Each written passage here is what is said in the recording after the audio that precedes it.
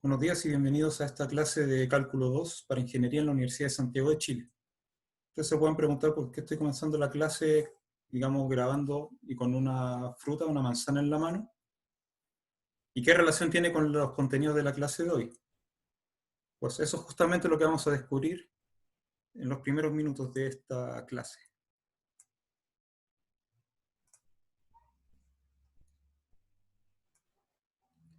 Entonces, el contenido de hoy es cálculo de volúmenes mediante secciones transversales. El mismo título dice cálculo de volúmenes, por lo cual tiene un fuerte contexto geométrico.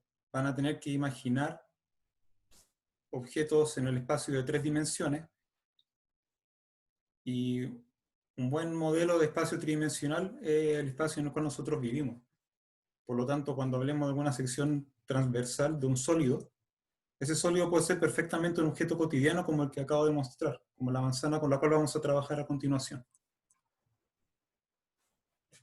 Lo primero es fijar algunos conceptos para saber de manera precisa de qué estamos hablando.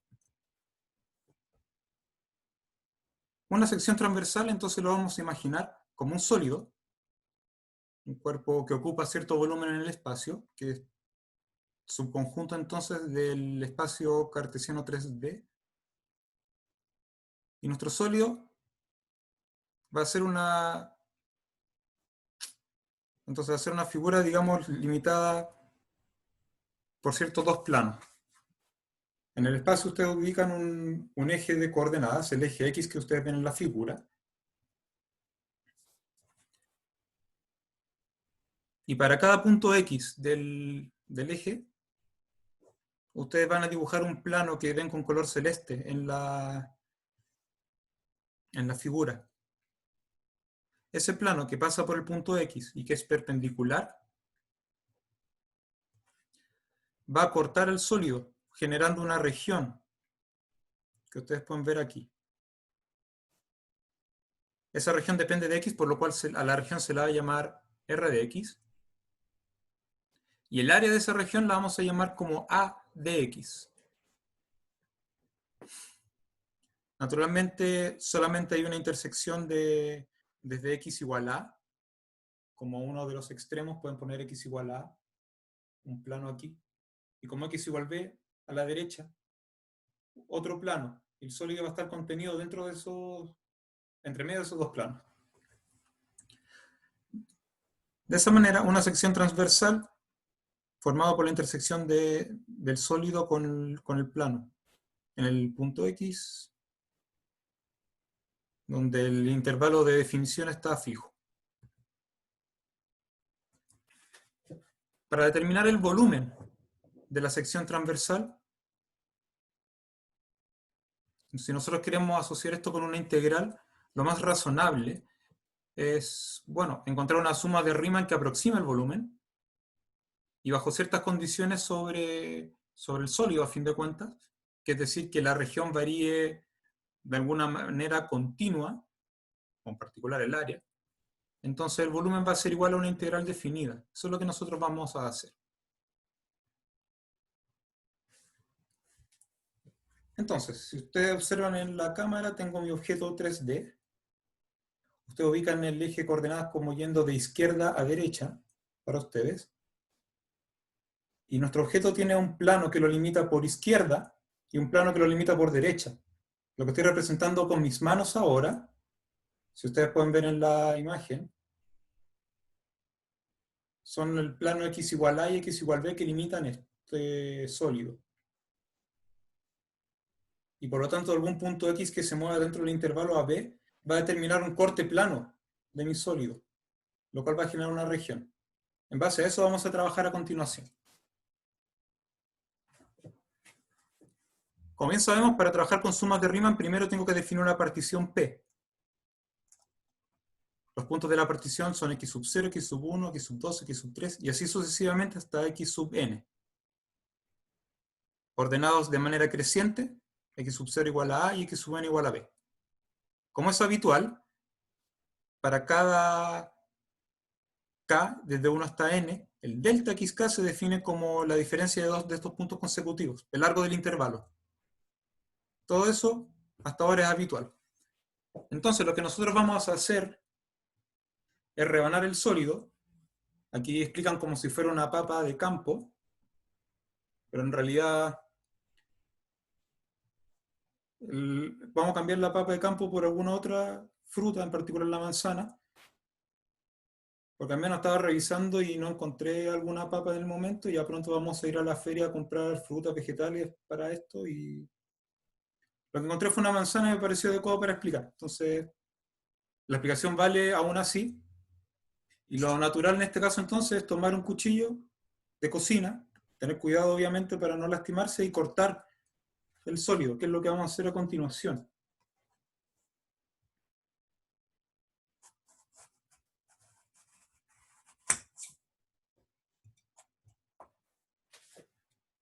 Entonces aquí tengo la misma manzana, aplicamos un corte por un plano perpendicular al eje X, y naturalmente que se separa. Y lo que ustedes pueden observar obviamente, en ese caso, es una sección transversal. O sea, digamos lo que ven aquí como plano, es una sección transversal para la manzana que estamos usando para trabajar. Ustedes lo pueden reemplazar por papa de campo o algún otro vegetal o algún otro objeto para el cual ustedes quisieran calcular el volumen. Esto no significa naturalmente usar cuchillo en la vida diaria para calcular volumen, eso no va a ser necesario.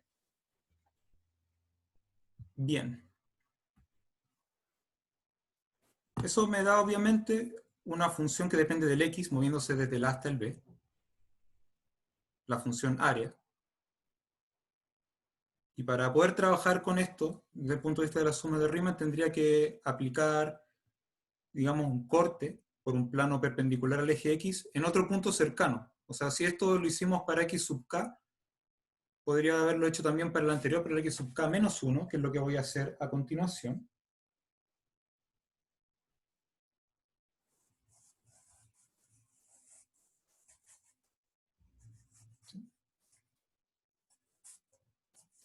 Quédense tranquilos, esto no es un programa de cocina.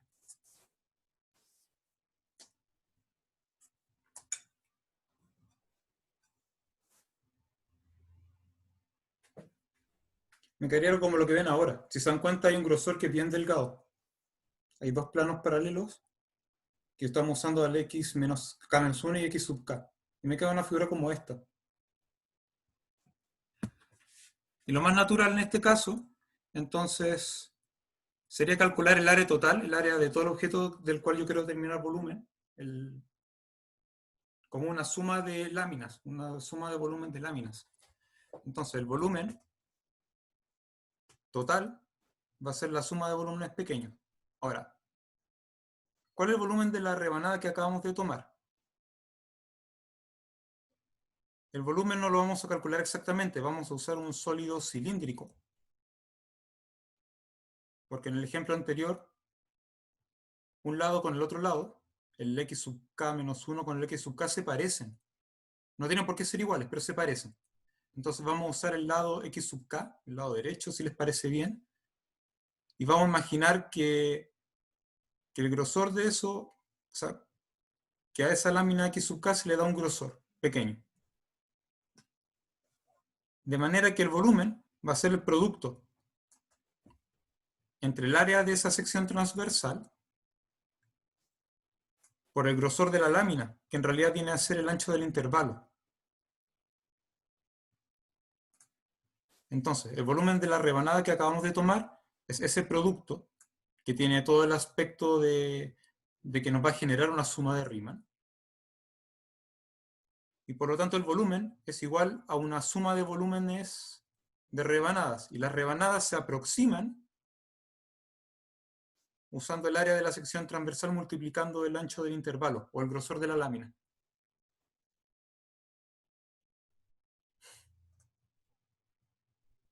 Cuando uno compra, por ejemplo, un pan de molde, es otro ejemplo típico, a pesar de que no lo tengo acá y tampoco voy a mostrar algo así. Pero ese es el ejemplo natural de haber hecho la partición y tomar todas las rebanadas de las que estamos hablando. Bueno, el volumen no es igual, pero es aproximadamente igual a una suma de esta expresión. Una función evaluada en x sub k por el ancho del intervalo. Por lo tanto, es una suma de Riemann. Para la función área. Y si esta función es continua, en un caso como el que les presenté con la manzana, o que pueden trabajar con la papa de campo o algún otro objeto, típicamente ustedes van a ver de que si ustedes hacen un corte cercano, la forma de la sección transversal no va a variar mucho, y por lo tanto el área tampoco va a variar mucho. Intuitivamente tenemos una función continua. Al ser esta función continua, el volumen se puede calcular ahora de manera exacta aplicando un límite. El límite cuando la norma de la partición tiende a cero, de la suma de Riemann que encontramos antes. Y por lo tanto, ese volumen va a ser igual a la integral de la función área en el intervalo de definición. Si les parece adecuado, nos detenemos un poco sobre esto. Pensar que la norma de la partición tiende a cero se puede hacer, por ejemplo, si dividimos en n intervalos iguales y que n tiende a infinito. Es la forma, digamos, más simple de explicar y que ya lo hemos discutido en la clase correspondiente a suma de Riemann. Sin embargo, esto funciona con toda generalidad. A veces hay algunos ejemplos donde no conviene separar en partes iguales, pero lo importante es que todos los intervalos sean pequeños y que eso se regule justamente a través de que la norma de la partición tienda a cero. Por lo tanto, el volumen de un sólido de área de sección transversal A de x, desde x igual a hasta x igual b, va a ser simplemente la integral de a a b de la función área. Lo que ustedes pueden ver en la definición, en sus pantallas. Y aquí hay una pregunta, les voy a dejar un par de minutos, los voy a contar bien para que ustedes reflexionen un poco sobre lo que está escrito como pregunta.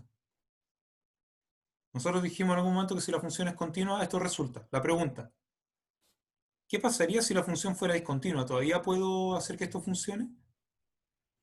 ¿Qué requisito mínimo tiene que cumplir la función para que todo el proceso que dijimos anteriormente resulte? Voy a dejar un par de minutos para que lo reflexionen.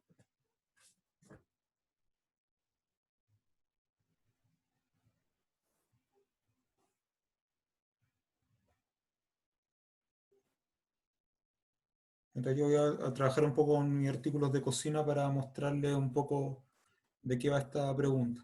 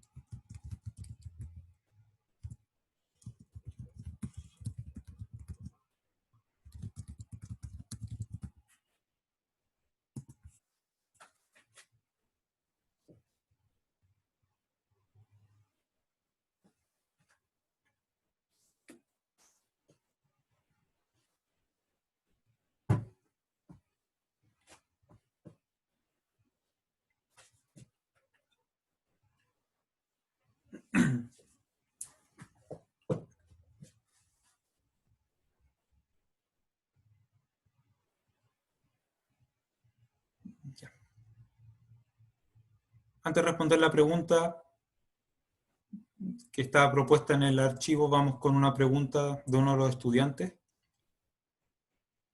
Quiere saber si al dividir el cuerpo en rodajas, como hicimos anteriormente con la manzana, por ejemplo, si es necesario utilizar, digamos, área de polígonos que ustedes conozcan. Y bueno, ustedes tienen que observar que el volumen se calcula como una integral de un área. Lo importante es que ustedes sepan calcular el área. Normalmente esa área no va a provenir de un polígono siquiera. Puede venir de una región plana que no sea poligonal, que tenga algunas partes curvas y que incluso sea, digamos, desconocido su área, usando las formas geométricas habituales para el área. O sea, no tiene por qué ser polígono, no tiene por qué ser una circunferencia o cosas formadas de ese tipo. No es necesario que sea así. Lo importante es que ustedes sepan dar una buena descripción de la región que se forma, de la sección transversal. Sepan calcular el área escribiéndola como una función que dependa de x. Si ustedes son capaces de conseguir eso, donde hasta ahí, digamos, interviene fuertemente la geometría, ya después de eso se pueden desentender un poco de la geometría sabiendo que su fórmula es correcta y empiezan a trabajar con las técnicas de integración. Y de hecho eso tiene relación con algún procedimiento técnico que vamos a observar a continuación, una vez que respondamos las preguntas que está puesta en el archivo. Esperando haber respondido la consulta de Alejandro. Vamos a continuar entonces con la solución de esto. ¿Qué pasaría si la función es discontinua? La función que me representa el área. O básicamente, ¿qué pasa si yo elijo un sólido? Elijo un eje adecuado para definir las secciones transversales y de pronto el área varía de forma discontinua. Por ejemplo, que pegue un salto ya sea hacia arriba, hacia abajo de golpe, que es un ejemplo típico de discontinuidad. Entonces vamos a recurrir, naturalmente, al material de cocina que tenemos hoy. No sé si ustedes observan lo que le hemos hecho. Originalmente tomé uno de los pedazos de la manzana, le hice un corte aquí. Vamos a imaginar que este es nuestro sólido original. Si se ve el corte aquí, y ubican el eje de coordenadas de izquierda a derecha, hay un punto donde ocurre algo. Si ustedes se acercan por izquierda, esta es la forma de la sección transversal, o básicamente se parece a esto, y esta es básicamente el área que ustedes estarían calculando por izquierda. Si hacen lo mismo por derecha, esta es la expresión que ustedes tienen para el área. Entonces tenemos una discontinuidad, tenemos un valor de x donde la función área es discontinua.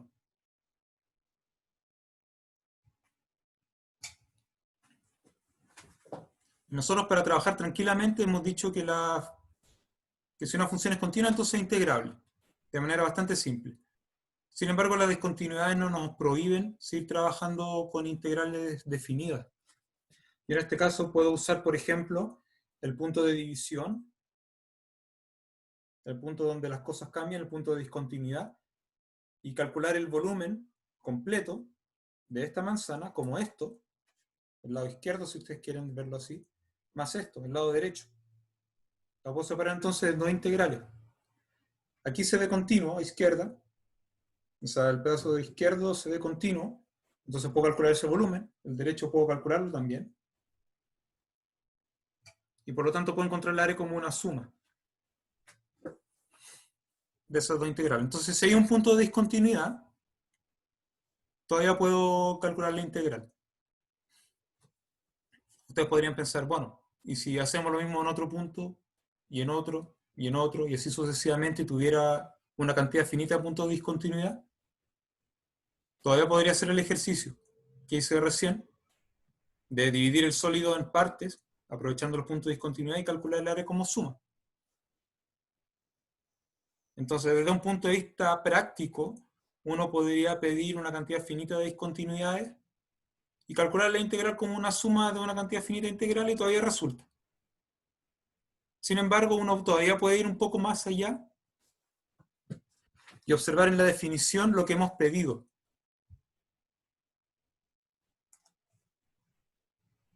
Probablemente esto pase como algún error de digitación porque antes trabajábamos con funciones continuas que dice integrable y después viene la pregunta. Sin embargo, aquí esencialmente nosotros tenemos la condición necesaria o requisito mínimo que estoy pidiendo sobre la función A. Si la función A es integrable, yo puedo calcular esta integral. Y esa integral, si yo reviso lo que hicimos anteriormente, la parte de la suma de Riemann y ver que eso sea convergente a algo, todo va a funcionar correctamente. Y por lo tanto, respondiendo a la pregunta planteada en el archivo, el requisito mínimo que tendríamos que pedir es que la función sea integrable. La parte del ejemplo se los puedo dejar a ustedes. Yo en la pantalla les mostré un ejemplo para que vieran qué es lo que pasa cuando hay una discontinuidad, así que con esa parte resuelta podemos seguir avanzando.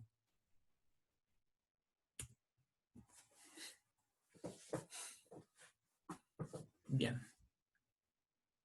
Como anticipamos, hay un procedimiento técnico, hay una secuencia de pasos que uno sigue en orden, si no quiere trabajar, digamos, bien estructuradamente, para calcular el volumen de un sólido. Lo primero es hacer el bosquejo de una sección transversal representativa. Voy a regresar en el archivo, como lo que ustedes ven aquí. Hacen el bosquejo del sólido, toman una sección transversal y dibujan lo que está aquí. La sección transversal con área A de X. Eso muestra que ustedes tienen la imagen en su mente de cómo es el sólido. O sea, aquí ya empezamos fuertemente con las habilidades geométricas. Y así vamos a estar en los siguientes dos pasos. El siguiente paso, ya que conozco la sección transversal, es calcular el área. Y aquí viene la pregunta de Alejandro hace unos minutos. No es necesario que ustedes tengan una sección transversal con una forma conocida, si ustedes quieren un polígono. No es necesario que sea así para poder calcular el área. Lo importante está justamente en determinar una fórmula. Establecer la relación entre el X, donde ustedes están ubicados, y el área de la sección transversal correspondiente. Para lo cual ya disponemos de las integrales. De hecho, eso va a ser típicamente el recurso que vamos a usar, si bien no exclusivamente. Ustedes van a encontrar esa área, dependiendo de X. Paso 3, determinar el intervalo de integración. Normalmente esto también es a veces incluso más simple que el paso anterior. De alguna manera esos pasos son algo como intercambiables, pero uno de los pasos tiene que ir primero, entonces básicamente ustedes están colocando todos los elementos necesarios para poder calcular una integral. Eso es. Ustedes reconocen la función y en particular también conocen el dominio de esa función para lo que quieren calcular. Y finalmente, cuando ya tienen todos los elementos, calculan la integral usando las técnicas de integración revisadas en clases anteriores. Esa integral va a ser el volumen que están buscando.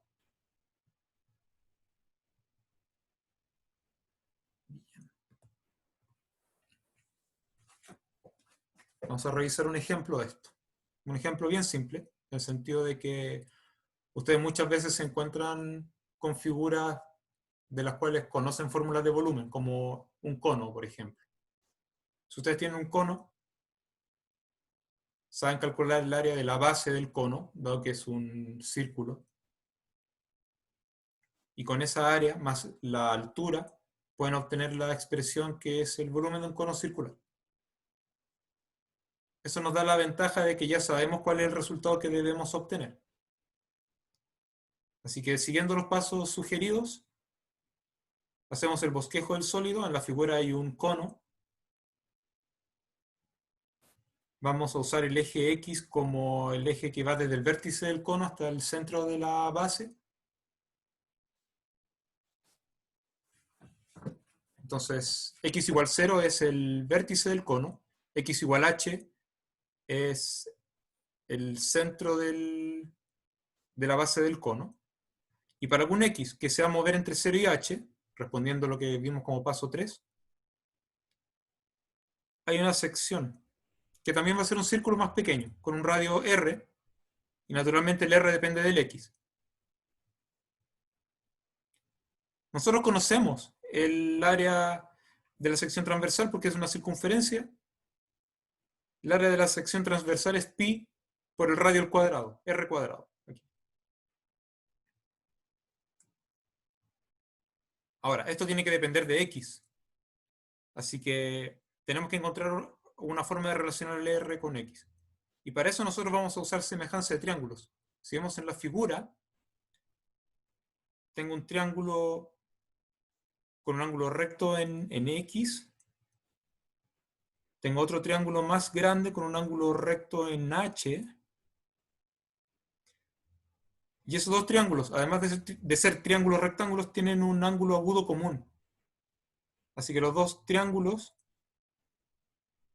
son semejantes.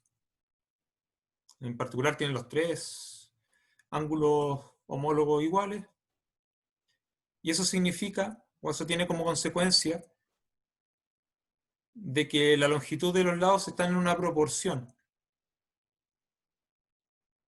Y la proporción es, entonces, R, ahora pensándolo como distancia, R sobre X, siguiendo el mouse, es igual a sobre H. Aquí está explicado con semejanza de triángulos. Hay algunas alternativas para explicar esto como trigonometría, a pesar de que trigonometría o relaciones trigonométricas en un triángulo no es más que hablar de semejanza. Así que a fin de cuentas esto es la razón fundamental. De que A, R, H y X estén relacionados. Ustedes resuelven para R, entonces les queda R igual A por X sobre H. Y lo ingresan en la fórmula de área. Así el área va a ser pi a cuadrado X cuadrado sobre H cuadrado. Con eso tenemos el bosquejo de la figura, tenemos la expresión para el área y necesito saber dónde se mueve el X, que ya lo hemos comentado, desde 0 hasta H. Así que el volumen del cono va a ser la integral desde 0 hasta H de la función área. La función área es una constante por X cuadrado y X cuadrado es bien simple de integrar. De manera que nos queda pi a cuadrado sobre H cuadrado por la integral de X cuadrado, que es X elevado a 3 sobre 3, evaluando los extremos y restando. En 0 es 0, en H me queda H elevado a 3 sobre 3. Cancelando, H cuadrado con dos factores H del numerador, obtengo la fórmula bien conocida, que es pi tercios a cuadrado por H. Recordando que A es el radio de la base y H es la altura del cono.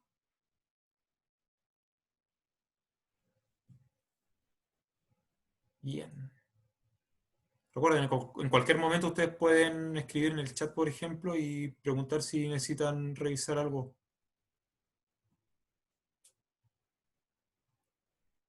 Dicho esto, empecemos con el segundo ejercicio.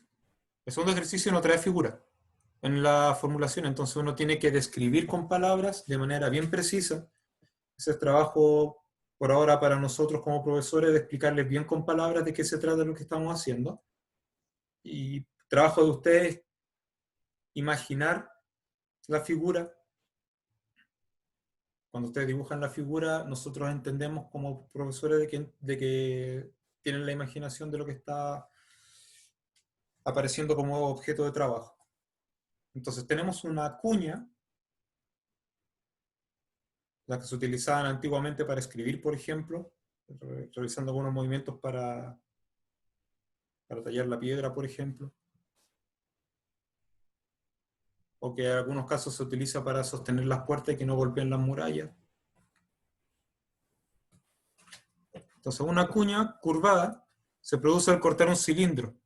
El cilindro de donde vamos a obtener nuestra cuña, entonces tiene un radio de 3, y la vamos a cortar primero con un plano perpendicular al eje del cilindro. Voy a buscar un objeto cilíndrico para explicar un poco la idea. No voy a hacer nada extraño ahora. Este es un objeto cilíndrico. Podríamos pensar en la base como uno de los cortes, que es perpendicular entonces al eje del cilindro.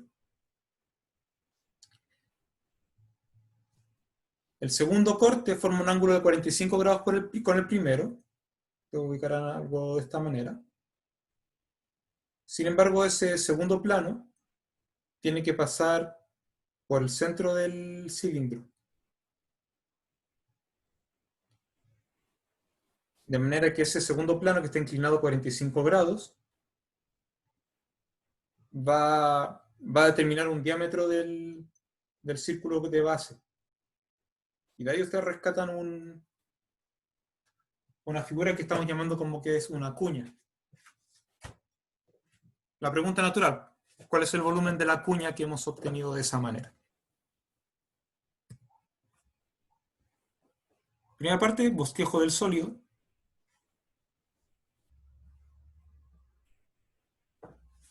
Para hacer el bosquejo del sólido van a tener que elegir un eje para las secciones transversales, y en la figura el eje para las secciones transversales es el eje X. Si estuviéramos en un espacio tridimensional, todavía nos falta un eje Z que tiene que ser perpendicular con X e Y, que intuitivamente en la figura va hacia arriba. Aquí no está dibujado y en realidad tampoco es estrictamente necesario para que ustedes imaginen lo que está pasando, pero eso es. Lo importante aquí, digamos, para poder trabajar tranquilos, es que está el eje X.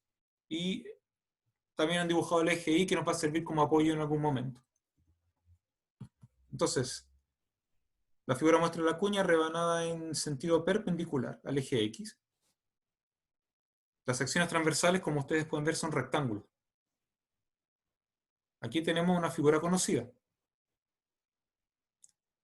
De manera que para cada X entre 0 y 3, 0 puesto como el centro del círculo base, 3 como el otro extremo, necesito integrar dentro de ese intervalo, y para un X dentro, la sección transversal es un rectángulo. La altura se obtiene gracias al ángulo de 45 grados que mencionamos en el problema. Así que este triángulo tiene un ángulo recto, tiene un ángulo de 45 grados. Es un triángulo rectángulo isósceles.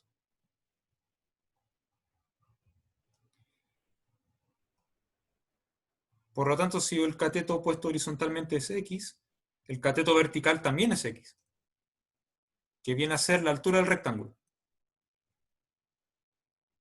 Así que bien con eso. Ahora vamos a la base. ¿Por qué esa expresión que está ahí? Para calcular la base tengo que moverme desde ese punto donde está el ángulo recto. Tengo que moverme hacia un lado hasta llegar a la circunferencia de base. Y hacia el otro lado hasta llegar también a la circunferencia de base. Ustedes podrían predecir fácilmente de que si calculan esa distancia hacia abajo en la figura, si ustedes quieren, hasta llegar al punto marcado en la base del círculo, la misma distancia para un lado se va a tener para el otro, y eso explica el factor 2. Entonces calculo para un lado, multiplico por 2. ¿Qué más simple que eso? En cuanto a esa distancia, ahora ese punto marcado en la circunferencia de base, lo voy a unir con el centro. Aquí no está dibujado, pero si ustedes lo unen, en la base se forma otro triángulo rectángulo, con un cateto que mide X, un segundo cateto que a priori no sabíamos cuánto mide, y una hipotenusa que es 3. Y bueno, con el teorema de Pitágoras, el conocido teorema general de Pitágoras, con un cateto X y con hipotenusa 3, me permite calcular el otro cateto, que viene a ser entonces la raíz cuadrada de 9 menos X cuadrado.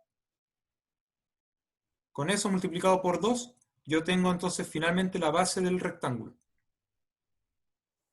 Y el área de un rectángulo es base por altura. Es decir, 2x por la raíz cuadrada que ustedes ven.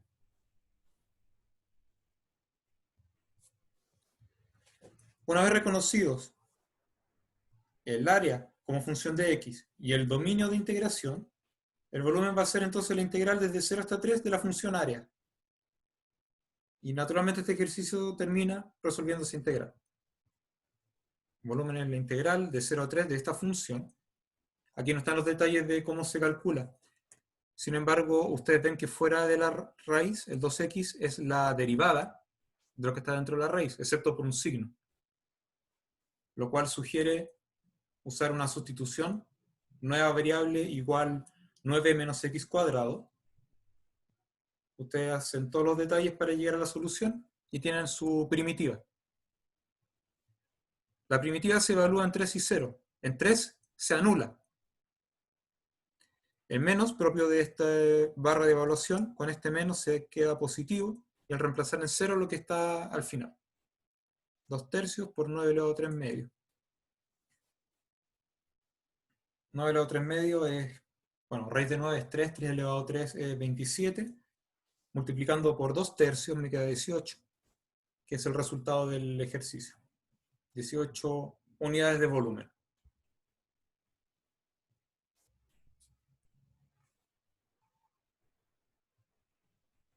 Bien.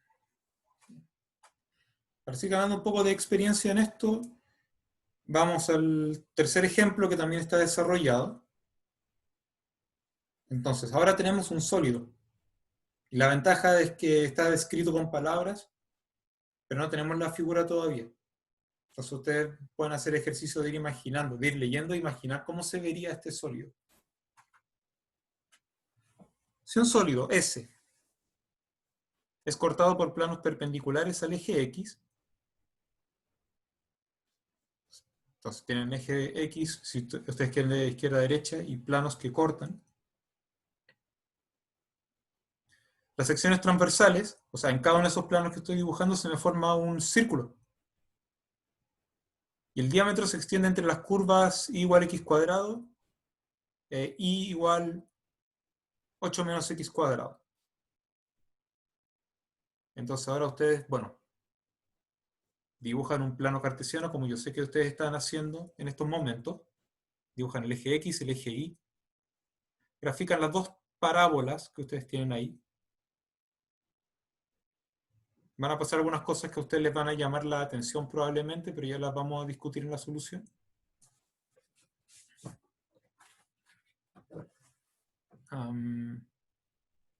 Entonces, cuando dice que el diámetro se extiende entre una y otra curva, el diámetro tiene que ser para un valor fijo en el eje X, para un X minúscula que se mueve en algún intervalo, ya veremos cuál.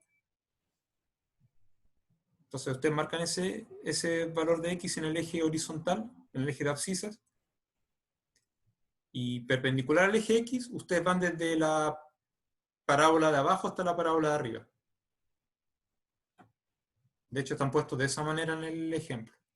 Si ustedes quieren ir de arriba para abajo, obviamente tienen la misma línea. Esa línea es el diámetro de la circunferencia. Entonces, si ustedes ya reconocieron el gráfico del eje XY, en plano cartesiano, ustedes reconocieron el diámetro, ustedes entonces dibujan de esta manera, o se imaginan de esta manera el diámetro, que genera una circunferencia. Ese círculo que dibujamos aquí se va a superponer, o se va a juntar con uno que está al lado, con lo que está al lado y que tienen radios variables y les va a quedar una figura, en un espacio de 3 dimensiones. Pregunta, ¿cuál es el volumen de ese sólido entre los puntos de intersección?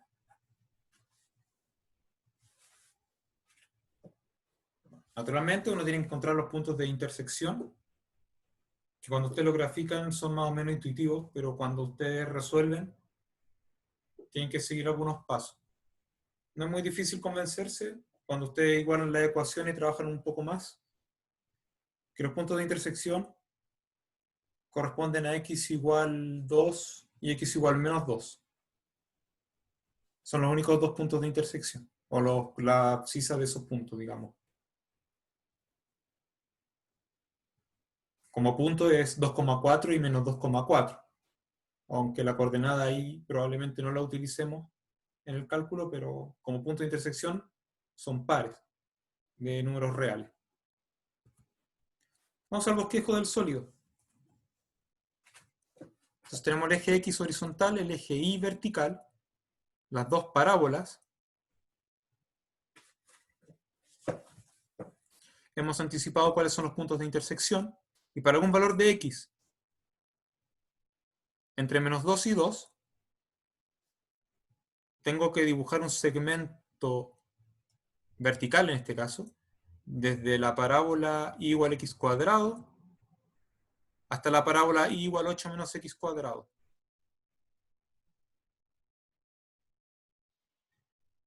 Ese segmento vive en el eje XY, pero el sólido no se puede restringir al plano XY, el sólido vive en un espacio de 3 dimensiones. Me está faltando un eje Z, que ustedes se lo pueden imaginar, como probablemente les comentarán en algún curso de física, por ejemplo, que está ubicado aquí en el origen y que va desde la pantalla hacia donde están ustedes, con que sale de la pantalla. Por lo tanto, ese diámetro me genera una circunferencia, en realidad todo un círculo, todo relleno, digamos, donde la mitad viene hacia ustedes en la pantalla, o como sale de la pantalla hacia donde están ustedes, y la otra mitad sale al otro lado. Y esa sección se junta con algunas otras secciones a medida que voy moviendo el X minúscula dentro del eje horizontal. Eso debería ser suficiente para que tengan por lo menos una noción de cómo es la figura. Y en realidad yo trabajo con ese círculo, le calculo el área y de ahí continuamos con los pasos de nuestro cálculo de volúmenes. Entonces, de la figura tenemos que el área de la sección transversal es pi por r cuadrado. Y para reconocer el radio, el r, es la mitad del diámetro. Y el diámetro es la distancia medida verticalmente entre los dos puntos, uno en cada parábola. Es decir, lo que está en la parábola superior menos lo que está en la parábola inferior. En la parábola superior, 8 menos x cuadrado. Le restamos lo que está en la parábola inferior, x cuadrado. Después se divide entre 2.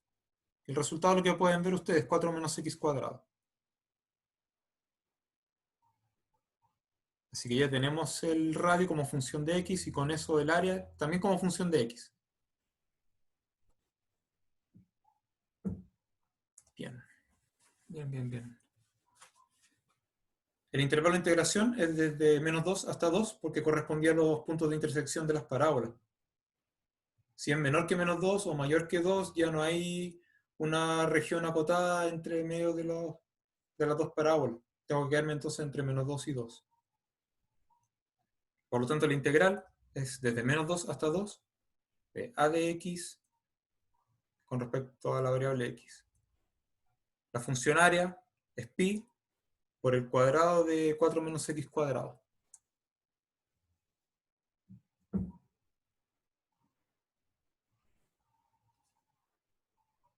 Aquí faltan un poco los detalles, sin embargo, no es difícil de integrar. Ustedes escriben entonces, desarrollan el cuadrado de binomio, les queda 16 menos 8x cuadrado más x elevado a 4. El factor pi lo pueden sacar de la integral. Ustedes integran el polinomio, evalúan en 2 y en menos 2. Restan y llegan a un resultado, el cual es lo que ustedes pueden ver a continuación. El volumen es 512 pi sobre 15.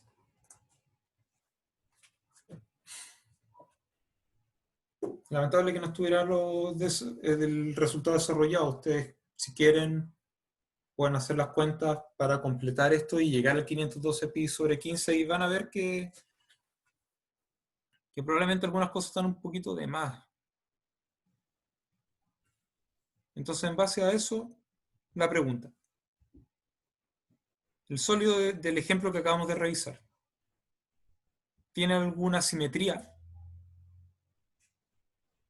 Aquí yo les explico, para que estén prevenidos, que en dos dimensiones normalmente la simetría se puede reconocer por ejes de simetría.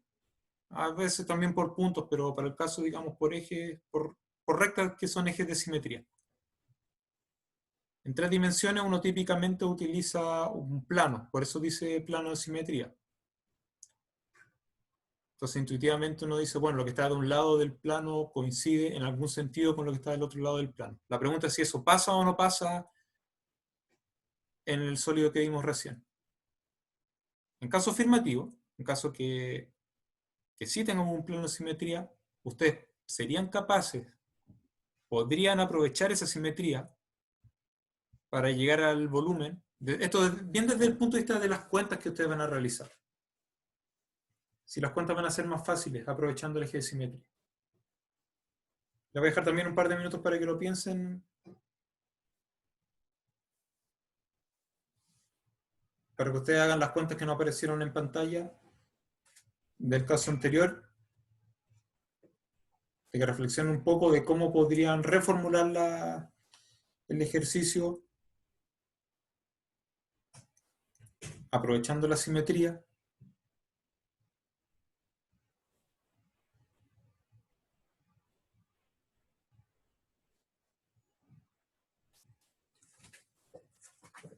Básicamente para que hagan la comparación.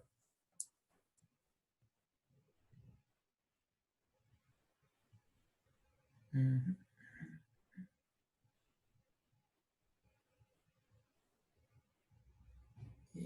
vamos a esperar, vamos a esperar.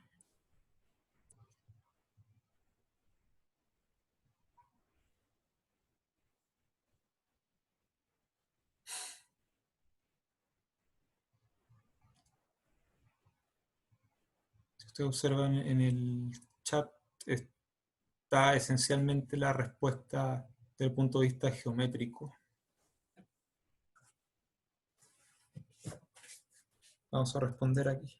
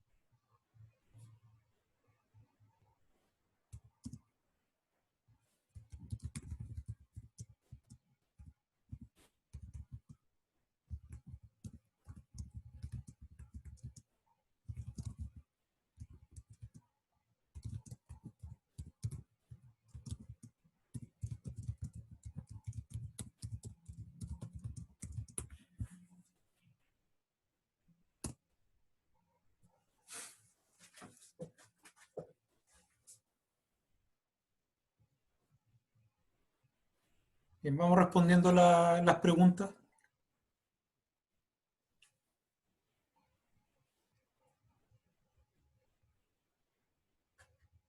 Bien, hay un estudiante que dice que hay un plano de simetría, básicamente que corresponde con x igual 0. Voy a regresar en el archivo a la figura que tenemos para este problema. Si uno lo ve en el plano cartesiano XY, tenemos el eje Y como eje de simetría. Como esta figura es la base para construir el sólido,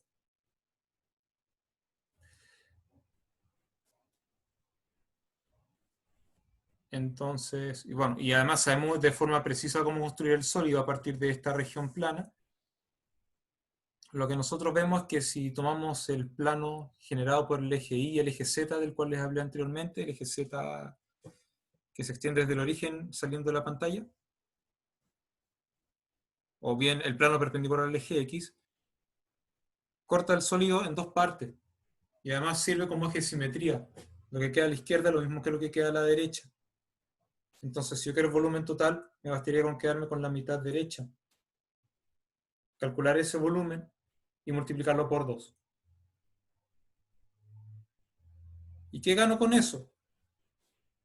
Voy a regresar a la parte de las cuentas a pesar de que no están hechas. Ustedes aquí van a hallar un resultado. Al evaluar el cuadrado y calcular la integral, les va a quedar un polinomio, que lo tienen que evaluar en 2 y lo tienen que evaluar en -2. Si ustedes hacen ese ejercicio en particular, se van a dar cuenta de que evaluar en 2, digamos, en -2, es muy parecido a evaluar en 2. Sin embargo, tienen que acarrear algunos signos menos y a veces uno se confunde con los signos menos cuando está calculando y uno no se da cuenta, por ejemplo, hasta que llega el resultado y, no sé, si fuera, por ejemplo, un área o un volumen y le da un resultado negativo, uno se da cuenta ahí que algo hizo mal. O a veces uno se da cuenta un poco antes, pero el error viene de que, por ejemplo, uno se haya confundido con los signos menos.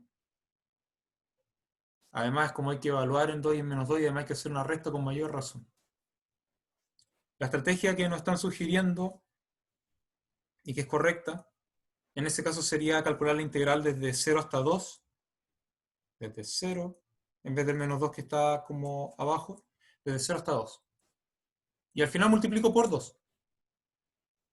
Más allá de que computacionalmente son menos cuentas, el tipo de cuenta que estamos realizando es más simple. Normalmente, como ustedes han visto en integrales que calculamos en ejemplos en clases anteriores, llegar a una antiderivada y evaluarla en 0, normalmente es bastante más fácil que evaluarla en otros puntos. Porque los polinomios son bastante simples de evaluar en 0, porque las funciones trigonométricas también son bastante simples de evaluar en 0 cuando corresponde. Porque, al fin de cuentas, cualquier o casi cualquier otra función con la cual ustedes trabajan habitualmente en estos cursos son más fáciles de evaluar en 0 que en un número negativo y además después ocuparse de los signos. Entonces, ya como respondiendo la pregunta final, sí, debería ser más fácil calcular el volumen aprovechando la simetría cuando ésta existe. Y en particular, si lo vemos desde un punto de vista computacional, no para el ejemplo de ahora, pero solamente para explicar rápido, hagamos de cuenta que ustedes tienen la función polinomial y el computador que les va a hacer las cuentas le toma, ponga un computador no muy bueno quizás, le toma 30 segundos calcular el valor del polinomio, digamos, de la primitiva en 2. Hacer esa evaluación le toma 30 segundos. Después tiene que evaluar la misma expresión en -2, le va a tomar otros 30 segundos. Y después hace la resta, bueno, la resta la hace rápido, no en fracción de segundos si ustedes quieren. Entonces, solamente en evaluarlo 2 veces, le toma 1 minuto, y después de hacer la resta, bueno, tiempo despreciable. A diferencia de eso, si ustedes hacen la evaluación en 0, probablemente la computadora no se va a demorar 30 segundos, se va a demorar 5. Porque a pesar de que uno dice, bueno, por ejemplo, si aparece 0 multiplicado por algo, uno dice rápidamente que todo eso es 0. Pero la computadora tiene que hacer todas las cuentas y al final multiplicar por 0 y vamos a cuenta que se toma 5 segundos en eso. Si ustedes comparan las dos perspectivas, hagamos cuenta que la multiplicación por 2 también lo hace en tiempo despreciable. Ustedes han ganado 25 segundos en ese ejemplo bastante rudimentario. Obviamente no es muy consecuente con el tiempo que realmente le toma a las máquinas de hoy, pero sí viene a reflejar la idea de que las computadoras lo harían más rápido, aprovechando, digamos, la simetría.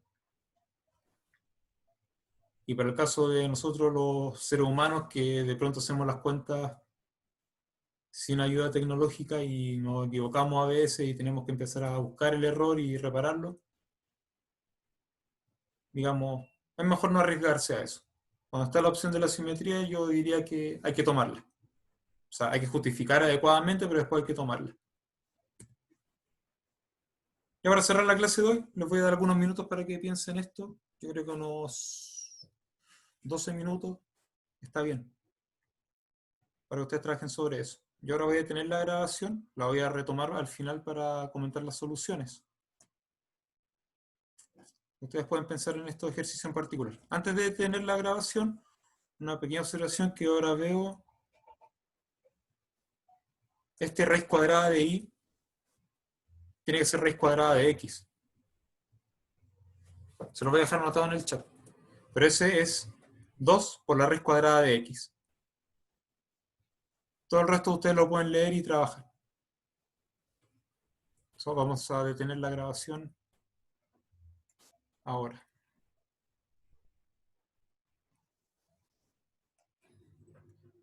Bien, pasamos entonces a resolver los ejercicios propuestos. En el primero entonces tenemos un sólido donde la base es la región acotada por una recta y una parábola. Las secciones transversales son perpendiculares al eje X, lo cual nos dice entonces cómo vamos a cortar el sólido. Y las figuras que vamos a obtener como sección transversal son triángulos equiláteros. La base se extiende entonces desde la recta hasta la parábola. Entre paréntesis, una ayuda recordatorio de cuál es el área del triángulo equilátero. Entonces uno empieza, como vamos a mostrar a continuación.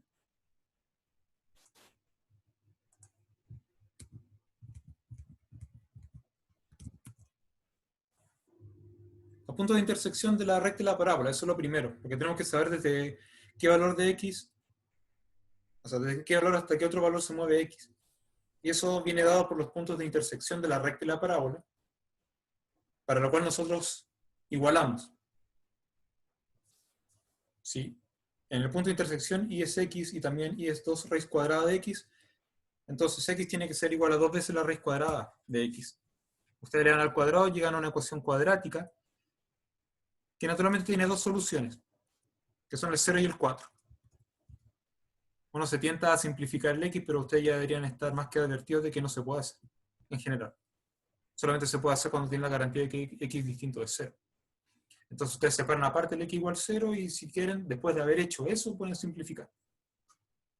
En este caso es más recomendable dejar, por ejemplo, todo en un solo lado y factorizar. Bueno, son cosas que de tipo aritmético que ustedes ya conocen.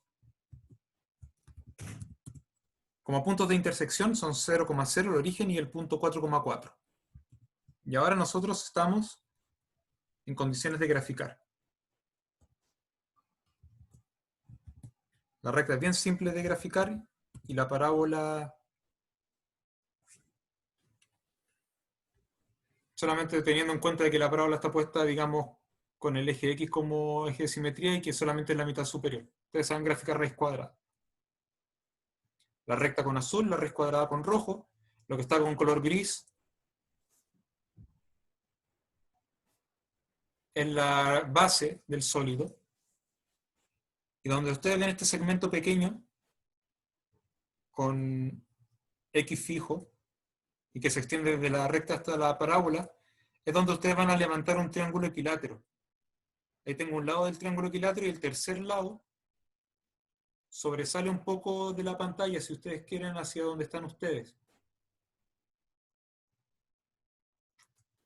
Vamos a agrandar un poco la figura. Estará bien con eso.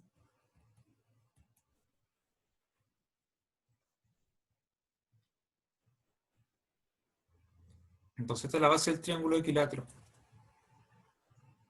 Ustedes levantan, digamos, todos los triángulos equiláteros hacia donde están ustedes mirando la pantalla.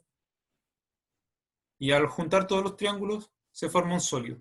Lo importante es que como conozco ese lado, o digamos, ese lado lo puedo calcular, entonces podré calcular después el área del triángulo equilátero.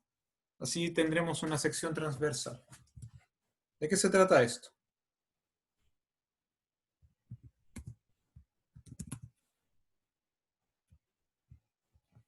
Para cada x entre 0 y 4, la base del triángulo equilátero, que el segmento que ya hemos discutido cuál es, y la longitud de eso, es la coordenada y del punto de arriba, o sea, 2 raíz de x con rojo, menos la coordenada y del punto de abajo. Ese punto es entonces x, x, el y igual a x. Obtengo esta expresión que estoy encerrando ahora. Es la longitud de ese segmento marcado con negro dentro de la figura. Entonces el área del triángulo equilátero es esa expresión elevada al cuadrado por la raíz cuadrada de 3 sobre 2, si recordamos la fórmula de área del triángulo equilátero. Está puesto en caso que alguien no lo recordara. El área entonces es el lado al cuadrado por raíz de 3 sobre 4. Lo único que hago es reorganizar los términos y calcular el cuadrado de binomio. Cuadrado del primero, menos doble producto, más cuadrado del segundo. Y esta expresión es la que se integra.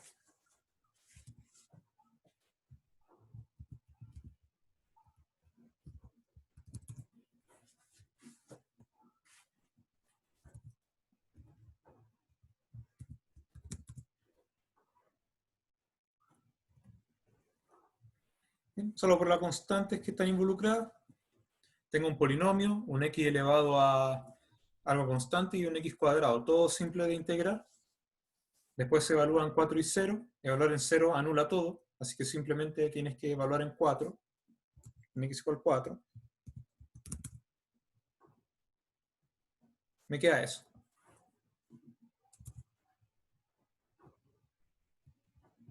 Más algunas cuentas. Vamos a discutir un poco más sobre las cuentas en algún otro momento, pero llegamos a ese resultado. Cosa que ustedes pueden verificar si hicieron todas las cuentas y llegan a ese resultado o no.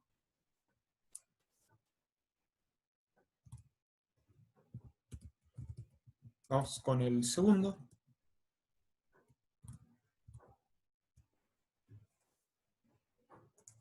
Rápidamente, apreciación mía, el segundo es más rápido que el de resolver que el primero, así que vamos con eso.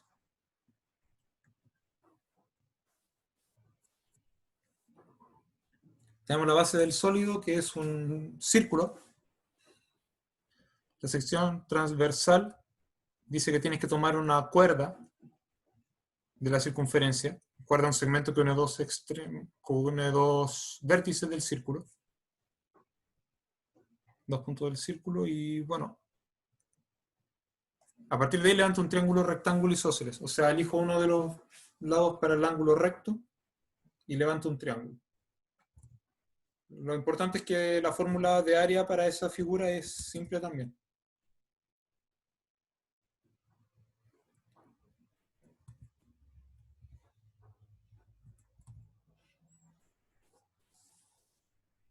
Ya, no tenemos una figura 3D de esto, pero ya vamos a ver cómo se ve en la base. Entonces, levante los triángulos. La base y la altura son justamente 2 por la raíz cuadrada. Así que el área es el cateto elevado al cuadrado, porque el mismo cateto es como base y el otro cateto que funciona como altura mide lo mismo, sobre 2. 2 al cuadrado es 4, simplificando con el 2 de abajo me queda 2. La raíz cuadrada elevado a 2 me queda 1 menos i cuadrado.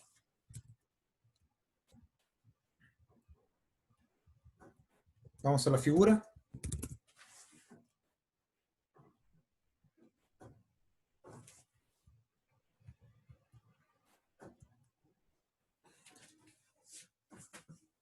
Eso explica todo. Las secciones transversales son perpendiculares al eje Y. Entonces las bases vienen a ser estos segmentos horizontales a una altura Y, que naturalmente Y se mueve entre menos 1 y 1. Entonces, entre menos 1 y 1 yo muevo el Y, elijo uno de ellos, tengo ese segmento como base. Vamos por caso que el ángulo recto lo voy a fijar siempre al lado derecho. Entonces, en este punto ustedes tienen que levantar hacia donde están ustedes mirando, o sea, se sale de la pantalla hacia donde están ustedes, un segmento que mide igual a esto, igual a la cuerda. Y después de ese punto que está fuera de la pantalla, lo unen con el vértice izquierdo. Y Ahí tienen su triángulo, rectángulo, isósceles. ¿Cómo llegamos a la raíz cuadrada de 1 menos i cuadrado? Bueno, si mira lo que hicimos antes, vamos a mirar uno de los lados del... Por ejemplo, vamos a mirar hacia la derecha de nuevo. Este segmento pequeño de aquí, si este vale i, la coordenada x que le corresponde tiene que ser raíz cuadrada de 1 menos i cuadrado, por la ecuación de la circunferencia. La circunferencia tiene ecuación x cuadrado más i cuadrado igual 1. Si ustedes conocen i, pueden encontrar x de esta manera, el positivo, que me da esa distancia. La otra distancia tiene que ser igual y eso explica el factor 2 puesto fuera. Hecho eso, tengo la expresión para el área, tengo el intervalo de integración, así que no hay más que resolver la integral. Y vamos a aprovechar la simetría de la que hablamos antes. La funcionaria, vamos a volver aquí. La funcionaria es una función par. Ahí está escrito impar, lo corrijo ahora. Ahora sí. Define una función par en la variable y. Ustedes cambian y por menos y, obtienen el mismo resultado. Entonces, aprovechando la observación de simetría que hemos visto en semanas anteriores y que también comentamos hoy, no necesitamos integrar desde menos 1 hasta 1, basta con integrar de 0 a 1 y multiplicar el resultado por 2.